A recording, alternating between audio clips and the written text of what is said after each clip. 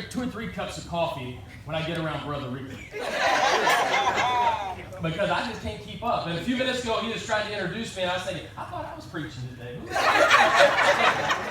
Because if you're looking for a preacher, you done found one. He's not just a preacher, not just a pastor. He is my friend. Yeah.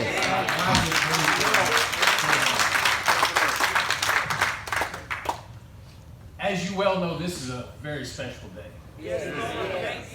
I know I've only got a few minutes this morning, but I want to take the first part of it, telling you a little bit about what you might know, and then we're going to get to what you do know. And then, for some of you, what you can know. But let me start with what you may not know. Come on, man. This is not the first time people have gathered in excitement in this building. See, many years ago, folks who currently attend the church that I pastor, Central Baptist Church right down the road in Marshall, several of those folks, this was their home church at one time. You know what? People have been married right here on this platform. People have been baptized right here in this baptistry. Hey! God has done great and mighty things on this hill for a long, long time. I hope that mind is what now. My brother Joel sitting right back here.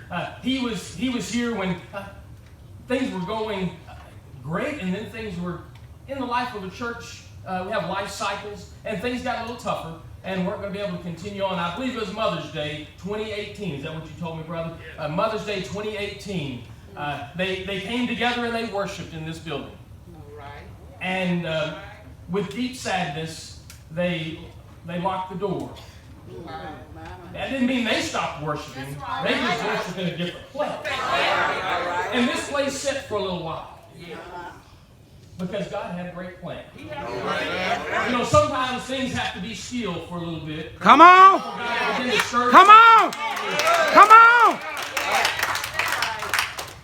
On Mother's Day 2018, a day we celebrate our mamas and the life that they have given us. It looked like life had ended right here, but it hadn't. All right. There had to be some incubation time. And during that incubation time, the weeds grew up. The paint started to peel. But God hadn't forsaken this place for people. Hey! And let me give you just a little bit of a background. When the Soda Lake Baptist Association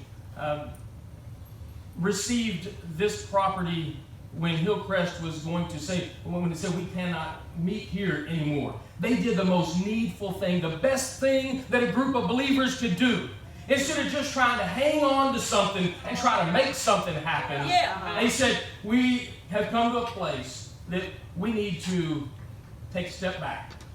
All right. And during that time, Soda Lake had this building in its possession and began to look for a new home for it. All right. And we thought we had found an entity that was going to move into this place, to take possession of this place. And but you know, sometimes what we think is not what God knows. And so God had a plan that was so different than ours. It made real good sense to us to just pass this property on to another entity that was already moving along. But through a series of events, God shut that door. And these doors stayed shut for a little bit longer. And then God introduced us to you. All right. Thank you. He began praying for you. And I know that you have been praying for a long, long time. Hey! And you almost settled for less than God's best. Because you were looking so much for, but now I was in your building right out there in Karnak, right down the road from you. I'm your neighbor, right down the road there. And I drove by many times, and I said, looks like something's happening at this place. And then I got to come and worship with you guys, and I said, I was wrong. Something is happening. Hey! You worship in there. But there was a problem. It wasn't just the things that had to be repaired. It wasn't just that, as my brother Ricky told me, at first there was a hole in the roof that you could put a basketball through, he said. I said, well, you must be a better basketball player than me because I ain't never put a basketball through nothing. Hey! But the place was your place. It was the place God had given you to worship. But you began to outgrow that place. All right. All right. God began to bring more and more folks into that building, and you needed a larger place. And we had a place.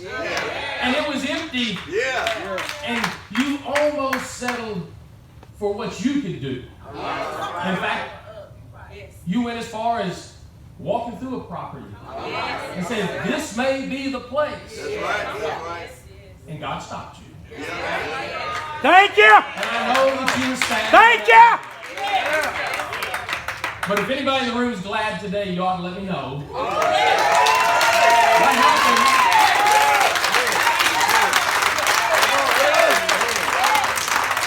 Minnesota Lake Baptist Association said, we have a property and we need somebody to worship in that. And you said, we have a spirit-filled congregation. Yes. And we need a little more room. Because we need to expand beyond, we want to be used in God's kingdom in a great and mighty way, greater than ever before. And I think that, I don't know, but I think maybe a conversation happened in heaven that maybe kind of went like this. We got you a place. And you began to pray and you began to believe. And God did what He always does. He answered in a way that was immeasurably beyond what you could have. I'm so thankful for Hillcrest of the past. People saved, walking right down this middle aisle. Thank you. The pastor's hand, praying, asking God to forgive them, repenting of their sin, being saved, following through a believer's baptism right here. Yeah. Men and women coming to unite themselves together God's way, right here at this altar. A good work has happened here for a long, long time. But the best days are ahead for this body. I believe it with all my heart. I want to take you to two passages this morning. One's in the Old Testament and one's in the New.